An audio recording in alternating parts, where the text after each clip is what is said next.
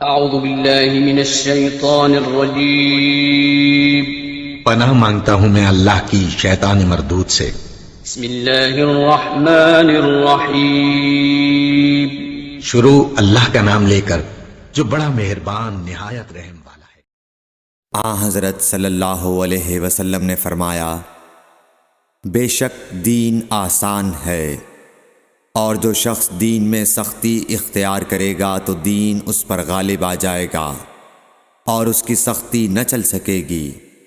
پس اس لیے اپنے عمل میں پختگی اختیار کرو اور جہاں تک ممکن ہو میانہ روی برتو، اور خوش ہو جاؤ کہ اس طرز عمل سے تم کو دارین کے فوائد حاصل ہوں گے، اور صبح اور دوپہر اور شام اور کسی قدر رات میں عبادت سے مدد حاصل کرو۔